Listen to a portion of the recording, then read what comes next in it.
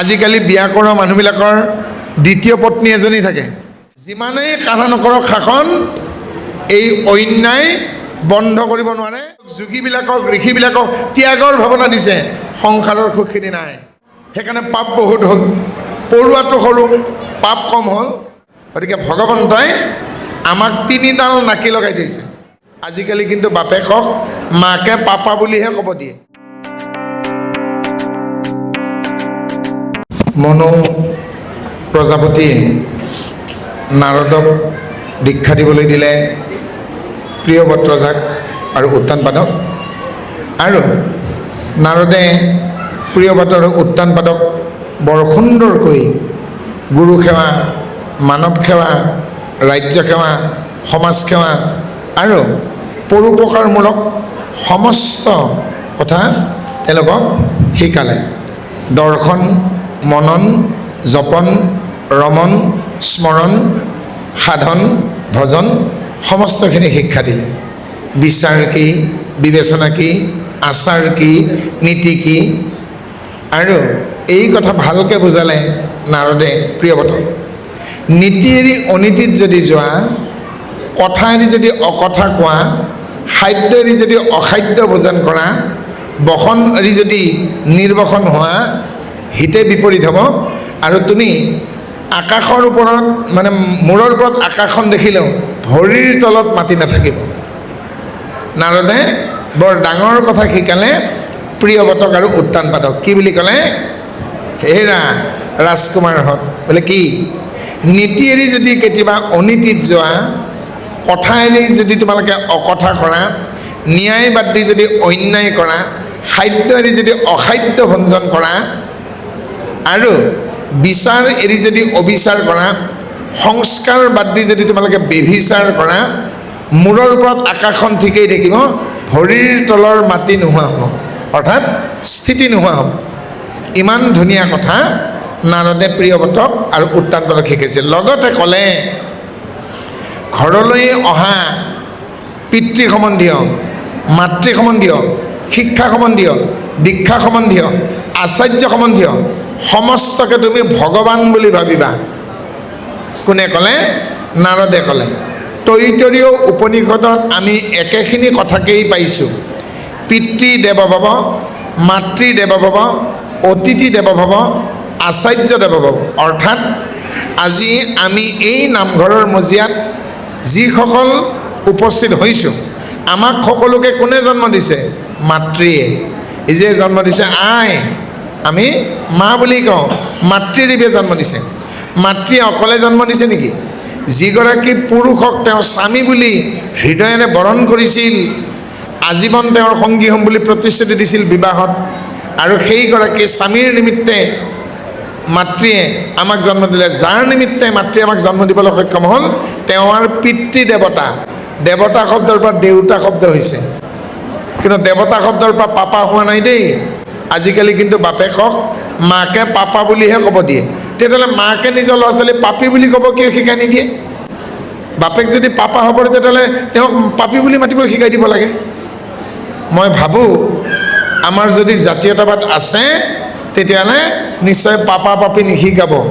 আমি আই পিতাই বুলিছিলোঁ, কমচে কম মা দেউতা বুলি শিকাওঁ। গৰু আৰু ছাগলীটোলৈকে চাওকচোন, সিহঁতেও মা বুলি ক'ব চেষ্টা কৰে। বাহ, মা কয়নে নকয়? ছাগলী পোৱালিটো, গৰু পোৱালিটো একদম মে কৈ দিয়ে দেখোন, মা বুলি ক'বই খোজে পালে, ইংলিছতো মাদাৰ বুলিয়ে কয়। গতিকে এইবোৰ নানিব। নাৰদে কি ক'লে? পিতৃ দেৱতা, মাতৃ দেৱতা, আৰু কোন দেৱতা? অতিথি। অতিথি কোন বাৰু? যিজন বিনা নিমন্ত্ৰণে আহে। হঠাতে যদি আপোনাৰ ঘৰত কোনোবা এজন ওলালহি, তেওঁক আপুনি কেতিয়াও দেখা নাই, চিনি নাপায়, সেইজন অতিথি, যাৰ তিথি বাৰ নাই, পূৰ্ণিমা হ'ব পাৰে, অমাৱস্যা হ'ব পাৰে, দিনতো আহিব পাৰে, ৰাতিও আহিব পাৰে। এইকে হঠাতে আপোনাৰ ঘৰত ওলোৱা সেইজন কিন্তু আলহী নহয়, সেইজনৰ নাম অতিথি। অতিথি দেৱ ভৱ। কি জানি ভগৱানে কি জানি সেই ৰূপতে আহিছে। আচাৰ্য দেৱ ভৱ, যিজনে শৰণ দিয়ে, ভজন দিয়ে, দীক্ষা দিয়ে, ব্ৰাহ্মণ সমাজত লগুণ দিয়ে, তেওঁ আচাৰ্য। এইসকলক ভগৱন্ত বুলি ভাবিবলৈ তৈতৰীয় উপনিষদত কৈছে। আৰু দেৱতা বুলি ভাবিবলৈকে কৈছে। আৰু সেয়েহে আমাৰ গৃহস্থ ভকতসকলে অতিথি ভকতসকল যেতিয়া ঘৰলৈ আহে তেতিয়া ভগৱন্ত বুলিয়ে সেৱা শুশ্ৰূষা আগবঢ়ায়। ভৰি ধুৱাই নিদিয়েনে? ডিঙিত গামোচা নিদিয়েনে? ধূপ চাকি লৈ আদৰি নানেনে? বিয়াৰ দিনাখন দেখোন দৰাজনকো বিষ্ণু বুলি আদৰি আনে। এয়া কিবা অপৰাধ নেকি? এয়াই আমাৰ সনাতন সংস্কৃতি, নহয় জানো? দৰাজনক যেনেকৈ বিশ্বস্বৰূপ বৰ বুলি কইনাৰ পদূলি বাটত আদৰে, ঘৰলৈ ল'ৰাটোৱে বিয়া কৰি অনা বোৱাৰীজনীকো চৰণ ধুৱাই লক্ষ্মী আহিছে বুলি আদৰে। বোৱাৰীজনীকো চৰণ নধুৱাই জানো? বঙালী বিহাৰী সমাজতো আল্টাখনা ভৰিখনেৰে চিন দিব দিয়ে লক্ষ্মী আহিছে বুলি। এয়াই আমাৰ সনাতন সংস্কৃতি, যি সংস্কৃতিয়ে আমাক প্ৰত্যেককে সমানে আদৰি লয়। সনাতন সংস্কৃতিত কিন্তু এইটো নাই বোলে শৰ্মাই পায়, কলিতা নাপায়, গোস্বামীয়ে পায়, হাজৰিকাই নাপায়, এই বুলি কিন্তু সনাতন সংস্কৃতিত বৈদিকত একো নাপায়। এই বুলি কোৱা নাই। কি বুলি কৈছে? হস্ত পদ বাক্য কৰ্ণ আচই মানে যাৰ, হৰি ভকতিত জানিবা সমস্ত অধিকাৰ। হাত ভৰি চকু কাণ যাৰেই আছে, কাৰোবাৰ নাথাকিবও পাৰে। আমাৰ সমাজত হাত নোহোৱা ভৰি নোহোৱা মানুহ নাথাকে জানো? কোনোবাই কাণেৰে শুনিব নোৱাৰিব পাৰে, কোনোবাই চকুৰে নেদেখিবও পাৰে, নহয় জানো? এতিয়া মোৰ ভাতৃ কাষতে বহি আছে, আপোনালোকৰ ওচৰৰে বিনীত। আজি চকুৰে তেওঁ আপোনালোকক দেখা নাই, কিন্তু মনৰ দৃষ্টিৰে ঈশ্বৰক কিন্তু বিনীতে ঠিকেই পাই আছে। আমি চকু থকা কিমানে পাইছোঁ, আৰু কিন্তু তেওঁলোকে মনৰ দৃষ্টিৰে আজি ঈশ্বৰক পাইছে। অৰ্থাৎ ঈশ্বৰক বাহিৰত দেখা নাপায়। ঈশ্বৰক কেনেকৈ দেখা পাম? উদ্ধৱে কৃষ্ণক সুধিছেগৈ, হে ঈশ্বৰ, হে সখা, তোমাক কেনেকৈ দেখা পাম তুমি নথকাৰ পাছত? তুমি আজি আছা পৃথিৱীত, তোমাক দেখিছোঁ, কিন্তু তুমি নথকাৰ পাছত। তেতিয়া ঈশ্বৰ কৃষ্ণই সখীয়েক উদ্ধৱক কৈছে, মই নথকাৰ পাছত তেনেকেই দেখা পাবা যেনেকৈ দৃষ্টিহীনজনে নিজৰ হৃদয়ত দেখে। অৰ্থাৎ ঈশ্বৰক চাবলৈ আপোনাৰ চকুত দৃষ্টি নাথাকিলেও কথা নাই, মনৰ দৃষ্টিৰে আপুনি হৃদয়ত দেখা পাব লাগিব। সেইকাৰণে কৃষ্ণই উদ্ধৱক ক'লে, মূৰৰ ৰূপ চিন্তি মনে কৰ শ্ৰম, জানিবা উদ্ধৱ সখী তাকে বুলি দম। তেতেলীৰ মূঢ়া ফালোতে বৰ কষ্ট হয়, কুঠাৰৰ নাল ছিঙিও যায়, কিন্তু তাতকৈও কষ্ট কি? মানসিক দৃষ্টিৰে নিজৰ হৃদয়ত ঈশ্বৰক বিচাৰি পোৱা। আৰু যিজনে অন্তৰ দৃষ্টিৰে হৃদয়ত ঈশ্বৰক বিচাৰি পাইছেগৈ, তেওঁহে প্ৰকৃত ভকত। গতিকে নাৰদে এনেদৰেই প্ৰিয়ৱতক অন্তৰ দৃষ্টিৰে হৃদয়ত চাবলৈ আজ্ঞা কৰিছিল। আৰু এদিনাখন গন্ধমাদন পৰ্বতত ব্ৰহ্মসত্ৰ পাতিলে। কোনে? প্ৰিয়ৱতে। অৰ্থাৎ কোন কোন আহিল? দেৱৰ্ষি, ৰাজৰ্ষি, ব্ৰহ্মৰ্ষি, পৰমৰ্ষি, দেই শ্ৰুতৰ্ষি, সপ্তৰ্ষিসকল আহিল, লগত মুনিসকলো আহিল। স্বয়ম্ভূ মনু আহিছে, সৃষ্টিকৰ্তা ব্ৰহ্মা আহিছে।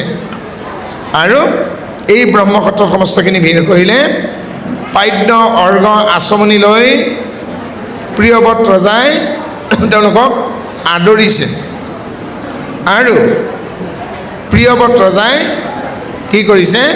পিতৃমনুক কৈছেগৈ, মোৰ ৰজা হোৱাৰ ইচ্ছা নাই, মোৰ ইচ্ছা ঈশ্বৰ সেৱা কৰা, পৰোপকাৰ কৰা, জগতৰ কল্যাণ কৰাহে মোৰ লক্ষ্য উদ্দেশ্য, মোৰ ৰজা হ'বলৈ মন নাই। আৰু তেতিয়া পুত্ৰই ৰজা নহওঁ বুলি কোৱাৰ বাবে পিতৃমনুই অলপ মনত আঘাত পাইছে।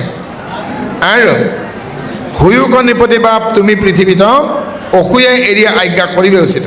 হেননতো দেখোঁ মই ই তিনি ভুৱনে কৃষ্ণৰ আজ্ঞাক ভংগ কৰে কোনো জনে। গতিকে মোৰ পাছত তুমি প্ৰজাপতি হ'ব লাগিব। তুমি যদি প্ৰজাপতি নোহোৱা, ঈশ্বৰৰ আজ্ঞাক উলংঘন কৰা নহ'বনে? এই বুলি মনুৱে প্ৰিয়ৱতক কৈছে। আৰু তেতিয়া জনম মৰণ যত কৰ্ম আচৰণ সুখ মোহ সুখ দুখ যতেক আছে ঈশ্বৰ ইচ্ছাই হবে সংযোগ বিয়োগ নুহিকা স্বতন্ত্ৰ আমি যত জীৱ লোক। আৰু তেতিয়া পুত্ৰ প্ৰিয়ৱতে পিতৃমনুক কৈছেগৈ, হে পিতৃ, যেতিয়া দমৰা গৰু এটা ডাঙৰ হয়, হাল বাব পৰা হয়, গাড়ী টানিব পৰা হয়, তেতিয়া মতা দমৰা পোৱালিটোৰ নাকটো পিন্ধাই দিয়ে আৰু মতা মহটোক নাকটো পিন্ধাই দিয়ে, যিটো মহে গাড়ী টানে আৰু হাল বায়। আৰু নাকি লগোৱাৰ পাছত হালোৱাজনে বলদ গৰুটোক, গাৰোৱানজনে মহৰ গাড়ী টনা মহটোক যেনেকৈ ইচ্ছা তেনেকৈ নিয়ন্ত্ৰণ কৰিব পাৰে। নাকি লগোৱা মতা মহটোক, নাকি লগোৱা বলদটোক কৃষকজনে, হালোৱাজনে, গাড়ী চলোৱাজনে যেনেকৈ মন যায় তেওঁক তেনেকৈ নিয়ন্ত্ৰণ কৰিব পাৰে। গতিকে ভগৱন্তই আমাক তিনিডাল নাকি লগাই থৈছে, সত্য, ৰজ, তম। কি বুলি কৈছে ইয়াতে যে ঈশ্বৰৰ বেদ যদি স্তম্ভ দিহতৰে তিনি গুণ জড়িতাতে বান্ধিলা ঈশ্বৰে। আমি এই পৃথিৱীত যিমান আছোঁ আমাক তিনিডাল জৰিৰে ঈশ্বৰে নচুৱাই আছে। কোনোবা সাত্বিক, কোনোবা ৰাজসিক, কোনোবা তামসিক। ভক্তি কেই প্ৰকাৰ এই বিষয়ে ইয়াৰ আগৰ স্কন্ধ, তৃতীয় স্কন্ধত কপিল প্ৰভুৱে মাতৃদেৱহূতিক সাত্বিক ভকতি, ৰাজসিক ভকতি, তামসিক ভকতি, ইয়াৰ আকৌ তিনি প্ৰকাৰ, আকৌ প্ৰত্যেকৰে 9 প্ৰকাৰকৈ 81বিধ ভকতিৰ কথা কৈছে, সগুণা ভকতি। আৰু এই যেনেদৰেই মানুহে ঈশ্বৰক উপাসনা কৰক কিয় নকৰক কিয়, মানুহক কিন্তু তিনিডাল ৰছীৰে বান্ধি থৈছে, নাকি লগাই থৈছে। অৰ্থাৎ নাকি লগোৱা আমি একোটা মহ বা গৰুহে। আৰু আমি নিজৰ ইচ্ছামতে কৰিব নোৱাৰোঁ। কেতিয়াবা বাছখন ধৰিব নোৱাৰে, কেতিয়াবা ৰেলখন গৈ নাপায়, কেতিয়াবা ধুনীয়াকৈ আপোনালোকে ভাত পানী ঘৰত বনাই লয়, বোলে আজি বন্ধৰ দিন, স্বামীৰে সৈতে ল'ৰা ছোৱালীৰ সৈতে শান্তিৰে এসাঁজ খাম। গৰম ভাত বাঢ়ি লৈছে কাঁহীত, ধোঁৱা ওলাই আছে, ফুৰণ দিয়া দাইলৰ গোন্ধ নাকত লাগি গৈছে, ক্ৰিংকৈ ফোনটো বাজি উঠিল। কোন? বোলে মহাদেৱ এক্সিডেণ্টত ঢুকাল, খুৰা ঢুকাল, বোলে দেউতাক ICUত থৈ দিছে, খাব পাৰিবনে ভাতখিনি?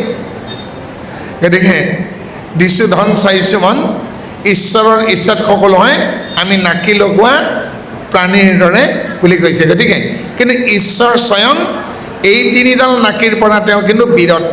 অৰ্থাৎ আমি ত্ৰিগুণাতীত, কোনোবা সাত্বিক, কোনোবা ৰাজসিক, কোনোবা তামসিক, কিন্তু ঈশ্বৰ ত্ৰিগুণাতীত। এই কথা ঈশ্বৰ কৃষ্ণই বাসুদেৱ হৈ সখা অৰ্জুনক যুদ্ধৰ প্ৰথম দিনাখনে গীতাৰ কথা কওঁতে 2য় অধ্যায়ৰ 45 নম্বৰ শ্লোকত এই বুলি অৰ্জুনক কৈছে, ত্ৰৈগুণ্য বিচাবেদ নিস্ত্ৰয়ী গুণ ভৱৰ্জুনঃ নিৰ্দন্দু নিত্যসৰস্তু নিৰ্যোগ সম আত্মৱান।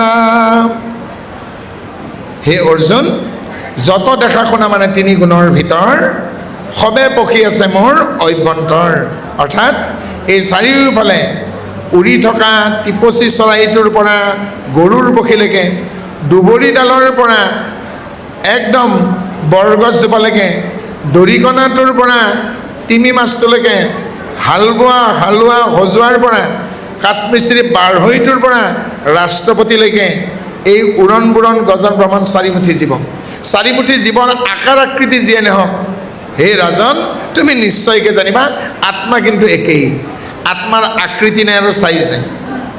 এজন কাজিৰঙাৰ ৰেঞ্জাৰ, তেওঁ থকা কোৱাৰ্টাৰ চাৰিফালে তাৰ কটা দি থৈছে, ৰাতি কাৰেণ্ট দি থোৱা আছে, আৰু কাৰেণ্টত লাগি হাতী পোৱালি এটাৰ মৃত্যু ঘটিল।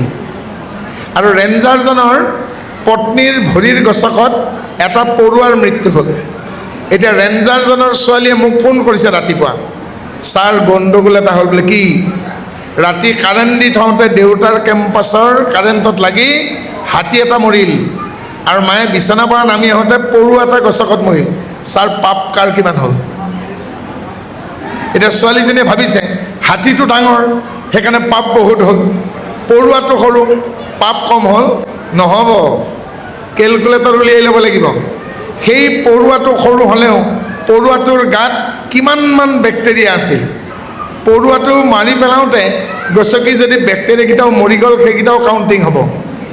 আৰু হাতীটোৰ গাত কাৰেণ্ট লাগোতে মাখি আৰু মহকেইটা উৰি গ'ল, কিন্তু হাতীটোৰ ছালত কামুৰি যিকেইটা চিকৰাই তেজ খাই আছিল হাতীটোৰ লগতে সেইকেইটাও কাৰেণ্টত শ্বৰ্ট খাই মৰিল।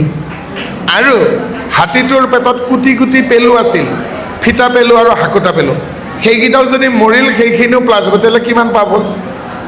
অৰ্থাৎ আত্মাৰ আকৃতি নাই। গতিকে হাতীটো ডাঙৰ হ'ল বুলি হাতীটোৰ আত্মাটো ৰবাব টেঙাটোৰ সমান হ'ব, পৰুৱাটো সৰু হ'ল বুলি পৰুৱাটোৰ আত্মাটো সৰিয়হটোৰ সমান হ'ব, মিছা কথা। আত্মাৰ আকৃতি নাই, আকাৰ নাই, ৰং নাই, সীমা নাই। আত্মা পৰমাত্মাৰ অংশ। আমি কেনেদৰে ভাবিম, একুৰা ডাঙৰ জুই জ্বলি আছে আৰু জুই জ্বলিলে কিছুমান খৰি ফুটে, আম, তেতেলী, দেৱদাৰু এইবোৰ তেলীয়াখনাৰো ফুটে, ফুটিলে ফিৰিঙতিবোৰ চিটিকি আহে, ফিৰিঙতিটো চিটিকি মাটিত পৰিলে কিন্তু তাৰ পোহৰ নাথাকে। অৰ্থাৎ পৰমাত্মা নামৰ এই ডাঙৰ অগ্নিজ্যোতিৰ পৰা আমি চিটিকি অহা আত্মা নামৰ ফিৰিঙতি মাত্ৰ। আমি যিদিনাখনে মাটিত মিহলি হৈ যাম সেইদিনাখন আৰু আমাৰ কথা শুনিবলৈ নাপাব, আমি দেখা নাপাম, আমাৰ উশাহ নিশাহো নাথাকিব। গতিকে আমি চিটিকি অহা পৰমাত্মাৰ পৰা কেইটামান ফিৰিঙতি মাত্ৰ। গতিকে আত্মাৰ পৰ্যায়লৈকে যেতিয়া যাব, পৰীক্ষিতে যেনেকৈ বুজিলে, প্ৰিয়ৱতে যেনেকৈ বুজিলে, ঠিক তেনেকৈ আমিও কৰিম যে শ্ৰম ৰাত্ৰি দিনে বহে ভয়নদী বৰাই, মিলে কৰ্মফল আশী ঈশ্বৰৰ ইচ্ছাই। আৰু ৰাতিয়ে দিনে গাধই ঘূৰাই গৰুৱে মহে হাড়খন টানি থাকে।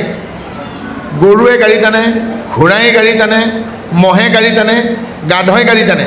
কিন্তু গৰু, গাধ, মহ আৰু ঘোঁৰাই গম পায়নে পিঠিত কি দিছে ওজন? গাড়ীখনত চন্দন কাঠ নিছে নে মদাৰৰ খৰি নিছে গম পাই জানো?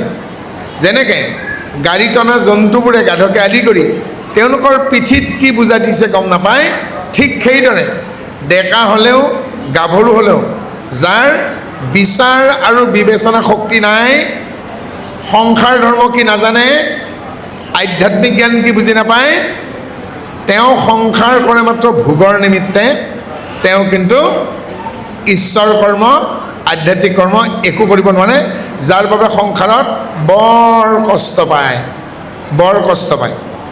গতিকে আমি কি কৰিব লাগিব, এই বুলিয়ে জানিব লাগিব, সোণৰ উজ্জ্বলতা আছে কিন্তু গোন্ধ নাই। তামৰ খাৰু এযোৰত যদি সোণ পানী ছটিয়াই থৈ দিয়ে, আপুনি বাৰু গোন্ধ পাব নেকি?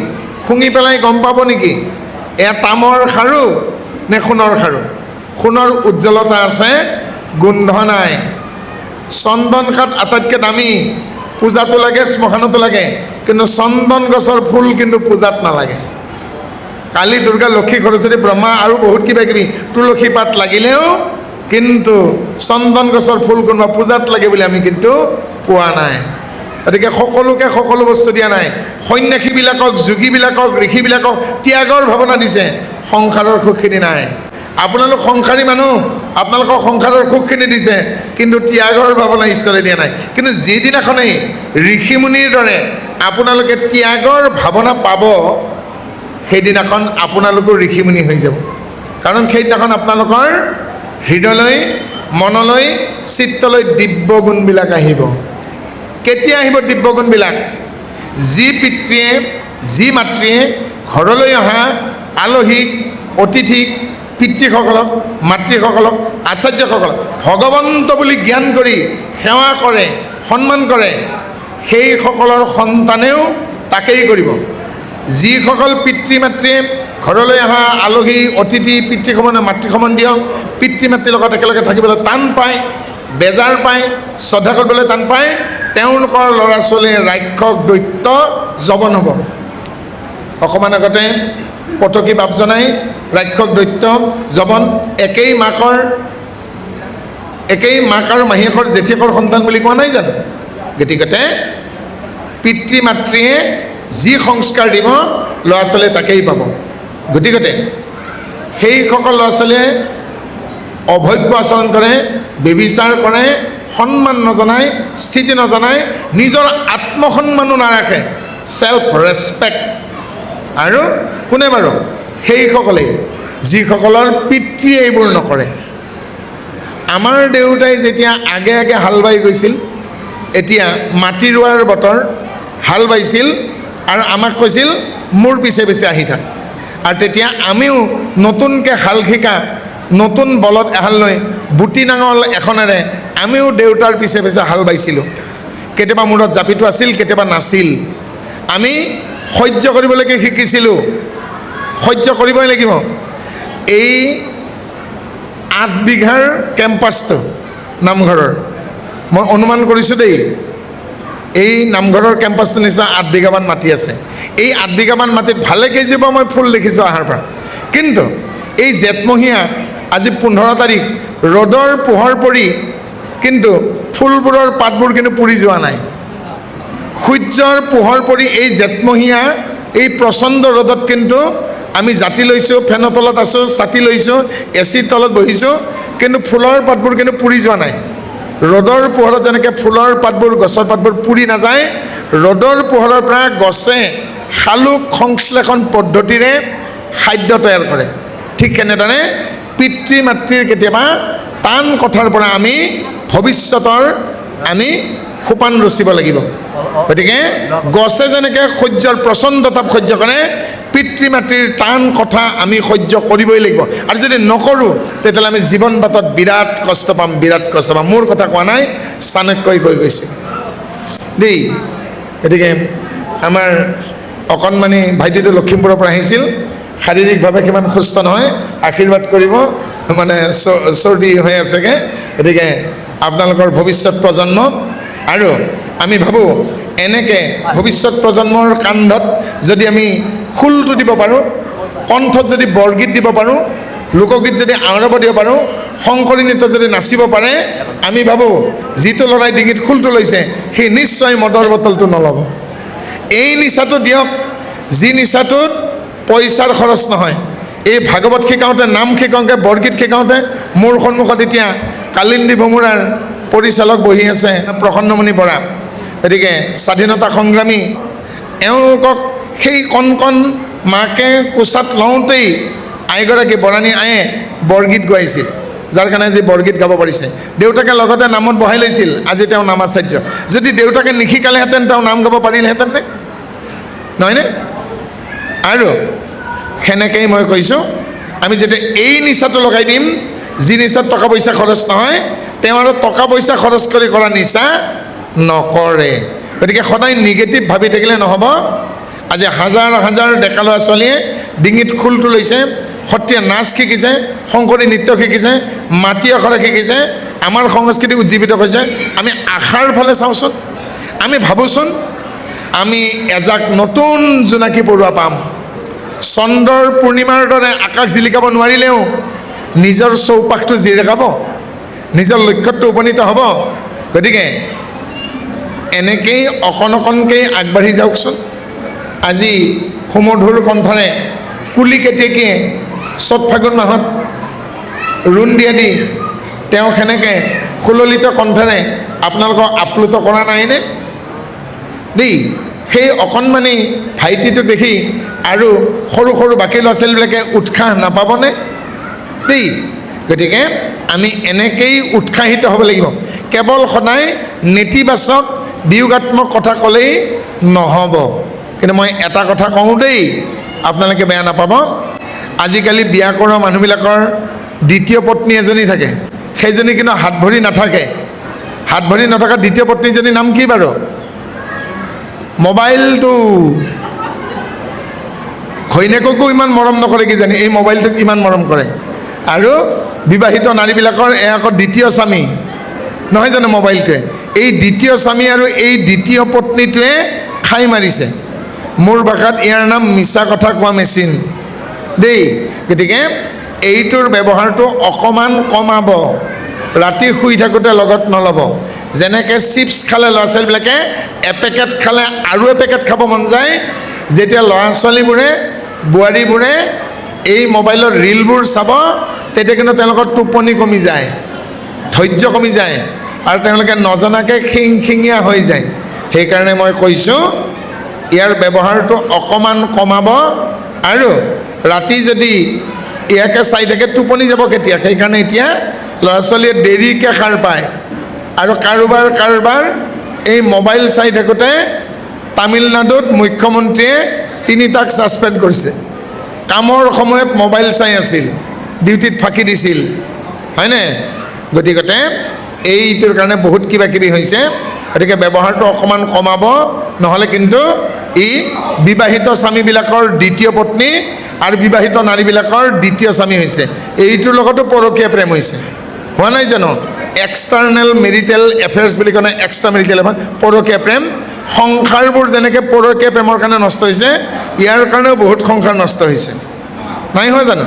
গতিকে মই মাজতে আৰু এটা সৰু কথা কওঁ, আপোনালোকৰ ল'ৰা ছোৱালী বহুখিনি গুৱাহাটী দিল্লী এইবিলাকত পঢ়িবলৈকে গৈছে, পঠিয়ালেই নহ'ব। আপুনি দিয়া মোবাইলটোৰ পৰিৱৰ্তে যদি ল'ৰাটো বা ছোৱালীটোৰ হাতত 1.5 লাখ টকীয়া 2 লাখ টকীয়া মোবাইল আহিল, কেনেকৈ পালে বিচাৰখন কৰিব।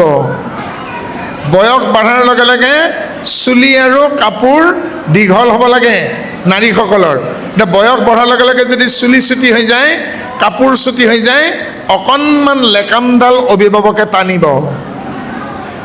ল'ৰাটোৱে যদি ডাঙৰ হোৱাৰ লগে লগে অবাধ্য হৈ যায়, মাক দেউতাকৰ কথা শুনিব নোখোজে, লগৰ সমনীয়াৰ আৰু মোবাইলৰ কথাহে শুনে, তাক নাকি লগাব। মই অকল ছোৱালীক নাকি লগাবৰ কোৱা নাই, ল'ৰাকো নাকি লগাবৰ কথা কৈছোঁ দেই।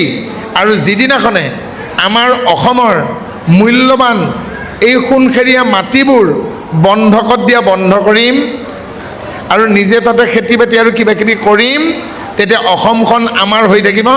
আৰু যদি আমাৰ মৰমৰ মাটিবোৰ বিদেশীক বন্ধকত দি আমি নিজে বাহিৰলৈকে কাম কৰিবলৈকে গুচি যাওঁ, আমাৰ মাটিবোৰ এদিন বিদেশী হৈ ৰ'ব আৰু আমি অসমতে ভগনীয়া হ'ম। কেৱল ভূপেন হাজৰিকাই গোৱা দি আমি অসমীয়া নহওঁ দুখীয়া বুলি গাই থাকিলেই নহ'ব, পাইছে নহয় বুজি? গতিকে আমি এই কথাবোৰ আলোচনা কৰিবই লাগিব। আৰু ইছলাম ভাইসকলে, ইছলাম ধৰ্মৰ লোকসকলে এখন আকাশৰ তলত এখন পৃথিৱীত যদি এক আল্লাহৰ নামত এক হ'ব পাৰে, তেতিয়াহ'লে আহোম চুতীয়া, দেউৰী কছাৰী, সোণোৱাল, ৰাভা, মৰাণ, মটক, চুতীয়া, আমি কিয় সনাতন হিন্দু গোটেইখিনি এক ঈশ্বৰৰ নামত এখন আকাশৰ তলত কিয় নোৱাৰোঁ? বেদেতো কোৱা নাই বেলেগে বেলেগে বহিবা বুলি। আমি যেনেকৈ আজি 5খন খেলে একেলগে বহিছোঁ, সদায় যদি একেলগে বহোঁ, ঈশ্বৰে আমাক কৃপা কৰিব। গতিকে ঈশ্বৰে তেতিয়াহে কৃপা কৰিব আমাৰ যেতিয়া অৰ্হতা থাকিব। এখেত প্ৰিন্সিপাল, এখেত ৰিটায়াৰ হ'ব, এখেতৰ প্ৰস্তুত মই তেতিয়াহে পাৰিম যদি মোৰ মাষ্টাৰ ডিগ্ৰী থাকে আৰু PhD থাকে, নহয় জানো? মই মাত্ৰ 9ম শ্ৰেণীলৈকে পঢ়িছোঁ, মেট্ৰিকে পাছ কৰা নাই। এখেতক কৈছোঁ মই কিবা পোষ্ট পাম নেকি, তেতিয়া এখেতে কৈছে আপুনি নাইট চুপাৰো নাপায়। মই 9লৈকে পঢ়িছোঁ, নাইট চকীদাৰো নাপাওঁ। গতিকে এখেতৰ পোষ্টত আহিব লাগিলে মোৰ মাষ্টাৰ ডিগ্ৰী লাগিব, PhD লাগিব, হয়নে? মইতো কলেজৰ দেও নাই, দেখা নাই, কি লাগিব? তো অৰ্হতা নাথাকিলে ঈশ্বৰেও নলয়। গতিকে আমি সদায় এটা ঘোষা গায়ে থাকোঁ, সহজ কৃপালু গুণক প্ৰকাশী, ধৰি আছা হলি ভকত বৎসল নাম, ধেনু জনমতে বৎসক পালয়, তুমি সেইমতে ভকতক পালানাম। কি বুজি পালে বাৰু? পথাৰলৈকে যদি যায়, কুকুৰ এটাই গৰু পোৱালি এটাক খেদি গৈছে, দমৰা পোৱালি এটাক, আৰু অকণমান দূৰৈত ঘাঁহ খাই থকা মাকে ডোলডাল ছিঙি দৰসৰ ৰছী খুটা উভালি কুকুৰটোক খুন্দা মাৰি দিবহি শিঙেৰে। কোনজনী গাই আহিছে? সেইজনী গাই আহিছে যাৰ পোৱালিটোক কুকুৰে আক্ৰমণ কৰিছিল। বেলেগ কিন্তু কাষতে ঘাঁহ খাই থকা গৰুৱে খেদি অহা নাই, মতা ষাঁড় গৰু এটাই কিন্তু কুকুৰটো খেদি অহা নাই। কোন খেদি আহিছে? সেইজনী মাইকী গৰু গাই এজনী খেদি আহিছে, যিজনীৰ পোৱালিটোক কুকুৰে আক্ৰমণ কৰিছে। নিজৰ পোৱালিটোক বচাবৰ কাৰণে নিজৰ প্ৰাণকো তুচ্ছ কৰি গাইজনীয়ে যেনেকৈ খেদা মাৰিহে কুকুৰটোলৈকে সেনেকৈ তুমি সেইমতে ভকতক পালানাম। গতিকে আমি যেতিয়া উপযুক্ত হ'ম, আমাৰ যেতিয়া অৰ্হতা থাকিব, ভগৱন্তই আপোনাক আঁকোৱালি ল'ব। তুমি নাথ মই নাথবন্ত। গতিকে সেই অৰ্হতাখিনি অৰ্জন কৰাৰ কাৰণেই এই ভাগৱতৰ আয়োজন, এই নামৰ আয়োজন। এই নাম আৰু ভাগৱত কি বাৰু? ইংলিছৰ ৰিহাৰ্চেল বুলি কয়, অসমীয়াত কি বুলি কয়? আখৰা। আখৰা কৰিছোঁ আমি। কি আখৰা? এদিন এই পৃথিৱী এৰি থৈ যাব লাগিব। এই পৃথিৱী এৰি যোৱাৰ সময়ত বাত পিত্ত কফে আমাৰ ডিঙিত খোপা লাগি ধৰিব। সেইখিনি সময়ত যাতে মা ঐ দেউতা ঐ মৰিলোঁ এইবোৰ নকয়। অজামিলে অভ্যাস কৰাৰ কাৰণে যেনেকৈ নাৰায়ণ নামটো ওলাইছিল, মহাত্মা গান্ধীক গুলিয়াই দিওঁতে যেনেকৈ হে ৰাম বুলি ক'লে, ঠিক তেনেকৈ শেষ মুহূৰ্ততো আপোনালোকৰ মুখেৰেও ঈশ্বৰৰ নাম আহিব যদি ৰিহাৰ্চেল কৰে। তাৰমানে আমি কি কৈছোঁ? আখৰা। আখৰা কৰিব লাগিব, অভ্যাস। আৰু অভ্যাসৰ কাৰণেই কি হ'ল? অজামিলৰ শেষ সময়ত ৰাম নাম আহিল, মহাত্মা গান্ধীৰো আহিল। এতিয়া যদি আপোনালোকৰ ল'ৰা ছোৱালীয়ে ইংলিছ মিডিয়ামত, খ্ৰীষ্টিয়ান স্কুলত বেছিভাগ ল'ৰা ছোৱালী আজিকালি পঢ়ে, কিন্তু মই আপত্তি কৰা নাই আপুনি কোনখন বিদ্যালয়ত দিছে আপোনাৰ ল'ৰাটোক ছোৱালীটো, কিন্তু ঘৰত যদি আপুনি নামষাৰ অভ্যাস কৰি নিদিয়ে, খুন্দা লাগিলে কিন্তু স্কুলত যেনেকৈ অ' মাই গড, চৰি, প্লিজ, ডণ্ট ৱৰি, খ্ৰীষ্টান স্কুলত আমি যেনেকৈ কওঁ, ঠিক তেনেকৈ খুন্দা খালে অ' মাই গড কৰি থাকিবগৈ, চৰি বুলি ক'বগৈ, কিন্তু ক্ষমা কৰিব দেই, বেয়া নাপাব দেই, আপোনাক খুন্দিয়াই পেলোঁ, আপুনি একেবাৰে ধৰি নাথাকিব। ক'ব জানো? মধুপুৰৰ পৰা এজন ভকত আহিছে ভাওনা চাই, আৰু ঘাটৰ ফালৰ পৰা গড়েহাগি পাৰ হৈ পেলাই আকৌ মধুপুৰলৈকে যাব এজনে। মধুপুৰৰ পৰা অহাজনৰ ঘৰ কিন্তু গড়েহাগিত, আৰু ঘাটৰ পৰা অহা বিচনা ঘাটৰ পৰা অহা ঘৰজন কিন্তু মধুপুৰত। মাজতে সেই মধুপুৰ তিনিআলিত ইজনে সিজনক খুন্দা মাৰি দিলে, থমকৈ খুন্দা লাগিল, অমাৱস্যা আউসী। আৰু এজনে কৈছে কোন? 80 মানত দিছে ভলিউমটো। সিফালৰজনে মাত দিছে মই, এই আৰু 20 ভলাই দিলে 100 দিছেগৈ। এইবাৰ সিফালৰজনে কৈছেগৈ কোন? মই। বোলে মই নগেনৰ পুতেক। অঁ দাইটি দেখোন, কিন্তু প্ৰথমতে কি বুলি ক'লে? কোন? কোনে মাতিছে? অহংকাৰে মাতিছে। সিফালেও সেই অহংকাৰে মাতিছে মই, যেন এটা গুণামহে আৰু গাড়ী টনা, হয় নহয়? তই ভাবকচোন, এই বুলি কৈছে নে? ৰাম ৰাম, মই কাক বা খুন্দিয়াই পালোঁ? কৃষ্ণ, বেয়া নাপাব দে, মই নেদেখিলোঁ নহয়। কৈছে জানো? কিন্তু কি বোলে কোন? হয়নে? পাৰিলেতো আৰু দাঙিব পৰা অৱস্থাত হাতখন বা ভৰিখন দাঙিয়ে দিব, নিদিব জানো? তাৰপিছত আৰু ব্যাকৰণত নথকা সংস্কৃত অসমীয়া মিহলি শব্দবোৰ ক'ব, নক'ব জানো? গতিকে যি সংস্কাৰ পাইছে সি কিন্তু তেনেদৰে নকয়। গতিকে অভ্যাস কৰোৱাওক, অভ্যাস কৰোৱাওক। আৰু অভ্যাস যদি মোকো নকৰালেহেঁতেন তেতিয়াহ'লে মই কিন্তু জাইলাং থাকেলাং হাগ্ৰাবাৰী থাংবাই হৈ গ'লহেঁতেন। মই এতিয়া ক'ৰবাত চাগে চোৱা পাতনিত ডাষ্টবিনত সোমাই থাকিলোহেঁতেন যদি নকৰিলেহেঁতেন দেই। আমাকো অভ্যাস কৰাইছিল, বোলে সেইটো টেকেলিৰ ঠাইত এইটো টেকেলিলৈকে যাবি, অৰ্থাৎ বিচনা তলত থকা টেকেলিটোত নগৈ এই নামঘৰৰ ভঁৰাল ঘৰত থকা টেকেলিটোত যাবি। তাৰমানে নামঘৰৰ ভঁৰাল ঘৰৰ টেকেলিটোত কি আছে? দৈ আছে। আৰু বিচনা তলৰ টেকেলিটোত কি আছেগৈ? ডেম কেয়াৰ টনিক আছে, যাক খালে জিভা আৰু ভৰি পাক খায়, নহয় জানো? আমাক হয়তো টেকেলি এৰি অইটো টেকেলি দেখাই নিদিলে আমাৰ ভৰিও পাক খাব, জিভাও পাক খাব। গতিকে জিভা আৰু ভৰি পাক নাখাবলৈ এই চিধা বাটটো দেখুৱাই দিয়ক। এই চিধা বাটটোৰ নামে কি? হৰি ভক্তি ৰাজমাৰ্গ। প্ৰিয় ভট্টজাক, মনু, নাৰদ সমস্তৰ সাক্ষাতত গন্ধমাদন পৰ্বতত যি ব্ৰহ্মসত্ৰ অনুষ্ঠিত হৈছে, এই ব্ৰহ্মসত্ৰত এইবাৰ ব্ৰহ্মাই দেহতত্বৰ কথা ক'বলৈ আৰম্ভ কৰিছে। আমি কেনেকৈ আত্মাৰ ধৰ্ম বুজি পাম, দেহৰ ধৰ্ম কি, দেহৰ বিকাৰসমূহ কেনেকৈ আমি নাশ কৰিব পাৰিম, নিজক আমি নিজে কেনেকৈ নিয়ন্ত্ৰণ কৰিব পাৰিম, এই বিষয়ে সুন্দৰকৈ ব্ৰহ্মাই বক্তব্য ৰাখিছে। গুণ কৰ্ম সংগে সুখ দুখ হৈ যাত, ঈশ্বৰকে কৰ্তা তাক জানিবা সাক্ষাৎ। অনুমান কৰকচোন, কল্পনা কৰক, পিতৃ আৰু মাতৃৰ মিলন ঘটিল, এটি সন্তানৰূপে পিতৃৰ শিৰৰ পৰা মাতৃৰ গৰ্ভত প্ৰৱেশ ঘটিল। যি মুহূৰ্তত মাতৃৰ গৰ্ভত সেই অকণমানি বীজটোৰ প্ৰৱেশ ঘটে, তেতিয়া কিন্তু সেই সন্তানটোৰ হাত নাথাকে, ভৰি নাথাকে, চকু নাথাকে, একো নাথাকে। ভেকুলীৰ ডিম দিয়াৰ পাছত, বেংবোৰে ডিম দিয়াৰ পাছত যেতিয়া কণী ফুটি পোৱালি হয়, তাক বিজ্ঞানৰ ভাষাত লালুকি বুলি কয়। কলা কলা পোৱালিবোৰ সৰিয়হ গুটিটোৰ সমান, চুলিৰ সমান একোডাল নেগুৰ থাকে। আমাৰো প্ৰথম দিনাখন মাতৃগৰ্ভত সেই একেই আকৃতি আছিল, এটা সৰিয়হ গুটিৰ সমান আৰু মাৰ মূৰৰ চুলিডালৰ নিচিনাকৈ এডাল নেগুৰ। আৰু সন্তানটোৱে মাত্ৰ দৌৰে আৰু দৌৰে, কাৰণ সেই সন্তানটোৰ লগতে আৰু 300ৰ পৰা 400 নিযুত সন্তান মাতৃগৰ্ভত আহিছিল। আৰু আপুনি আৰু মই কেৱল দৌৰিছিলোঁ, কেৱল দৌৰিছিলোঁ, কেৱল দৌৰিছিলোঁ, আৰু সকলোবিলাকে পৰাজিত হৈছিল আৰু মৃত্যু ঘটিছিল। সেই 300 বা 400 নিযুত যদি সন্তান একেলগে জন্ম হ'ব লাগিলেহেঁতেন 4খনমান ভাৰতবৰ্ষ লাগিব। কিমানবিলাক সন্তান হাৰিল আৰু মৃত্যু হ'ল ভাবকচোন। আৰু আজি কিন্তু আপোনালোকৰ চকু আছে, কাণ আছে, শিক্ষা আছে, দীক্ষা আছে, শক্তি আছে, কিন্তু প্ৰায়ে আপোনালোকে বিফল হয়, প্ৰায়ে হাৰে।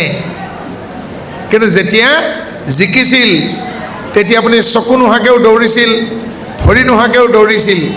আজি কিন্তু সবল সুস্থ হৈও আমি দৌৰিব পৰা নাই। আমি জীৱন যুদ্ধত বেছিভাগেই পৰাজিত হয় নেকি? কিহৰ কাৰণে? আমাৰ গাত মনত ভয় আছে।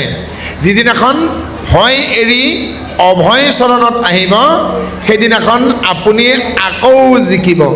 সেইকাৰণে মাধৱ মহাপুৰুষে কি লিখিলেগৈ? অভয় চৰণে শৰণ পখিলোঁ এ হৰি নাৰায়ণ, মানৱী জনম সাম্ফল কৰিলোঁ এ হৰি নাৰায়ণ। আমাৰ মৰিবলৈ ভয়, খাবলৈ ভয়, আগবাঢ়িবলৈ ভয়, ভয়েই ভয়। গতিকে এই ভয়ৰ আগত অভয় আহিব লাগিব। আৰু তাৰ কাৰণে কি কৈছে? গুণ কৰ্ম সংগে সুখ দুখ হৈ যাত ঈশ্বৰৰ কৰ্তাতক জানিবা সাক্ষাৎ।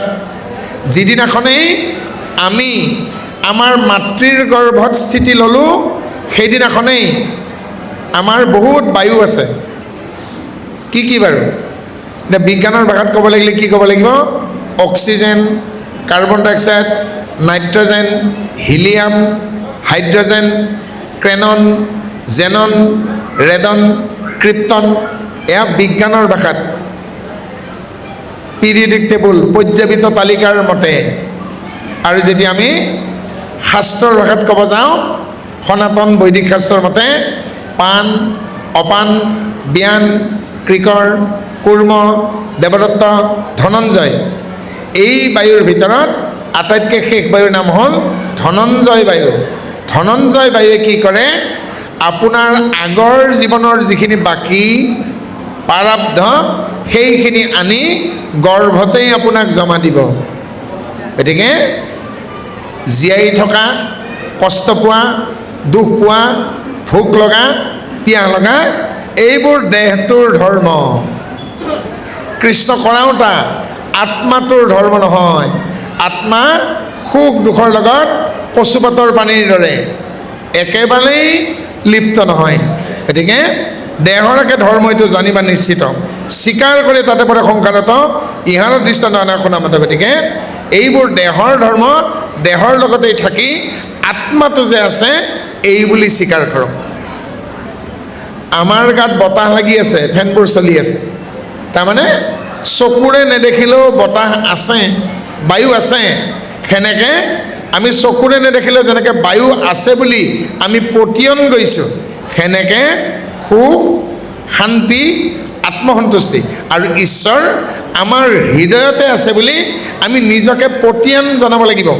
যেতিয়ালৈকে আপোনালোকে সুখ কিনিবলৈ পায়, কিবা কিবি খালে দুখবোৰ নোহোৱা হয়, শান্তি বোলে কিনিব পায় আমেৰিকা ইংলেণ্ডত, আত্মসন্তুষ্টি বোলে স্বৰ্গতহে পায়, আৰু ঈশ্বৰ বোলে ক'ৰবাত শিলগুটিৰ ভিতৰত, ক'ৰবাত গছৰ গুৰিত আছে বুলি ভাবি থাকিব, তেতিয়ালৈকে কিন্তু ঈশ্বৰে আপোনাক ধৰা নিদিয়ে। গতিকে সুখ, শান্তি, আত্মসন্তুষ্টি আৰু ঈশ্বৰ বাহিৰত নহয়, নিজৰ হৃদয়ত বিচাৰক। 500 টকীয়া, 2000 টকীয়া এনেকুৱা লাইন আছে আমাৰ গুৱাহাটীত কিছুমান মঠ মন্দিৰত। গতিকে 500 টকীয়া লাইন ল'লে নাপাব, 2000 টকীয়া লাইন ল'লে পাব বুলি কিন্তু বেদত উল্লেখ নাই। এজন দুখীয়া মানুহে লাইন নধৰাকৈ, শাৰী পাতি নোহোৱাকৈ তেওঁ যদি অকণমান সময় পায় নিজৰ হৃদয়ত ঈশ্বৰক বিচাৰে, পাব। সেইজনে বুদ্ধিয়ক মানুহ যি কৰে কি বুলি কয়, ও ভাই মুখে বোলাৰাম হৃদয়ে ধৰা ৰূপ এতেকে মোক কুটি পাইবা কহিলো স্বৰূপ। কীৰ্তনত লিখা নাই জানো? গতিকে ঈশ্বৰক আপোনালোকে হৃদয়ত পাবৰ কাৰণে চেষ্টা কৰক। তেওঁ কেৱল আমি যেনেকৈ মোৱা আলু, চিকহু আলু, পুৰৈ ফেটিকে আছোঁ, বঠা পেটি আলু, হাতী খুজি আলু, এই মাঘৰ বিহুত বিভিন্ন ধৰণৰ আলুবোৰ নোলাই জানো? আমি সেই মাটিৰ তলত সোমাই থকা আলু বুলি নাভাবিব। কিহৰ কাৰণে? তৃতীয় স্কন্ধত পাইছোঁ আমি অনাদি পাতনত শিৱই কি কৰিলে, ত্ৰিশূলডাল লৈ পৃথিৱীৰ তলৰ ফালে বিচাৰি গ'ল। ঈশ্বৰ কিমান তললৈ আছে, ব্ৰহ্মাই কি কৰিলে কিমান ওপৰলৈকে আছে, আৰু শেষত কি হ'লগৈ? ব্ৰহ্মা দাঢ়ি চুলি পকি গ'ল, ঘূৰি আহিলে, শিৱয়ো ঘূৰি আহিলে। দুইজনে কোৱাকৈ কৈছে, মিত্ৰ কি পালা? ব্ৰহ্মাক সুধিছে, হে বিধাতা, হে সৃষ্টিকৰ্তা, কওকচোন কিমান ওপৰলৈকে ঈশ্বৰ আছে?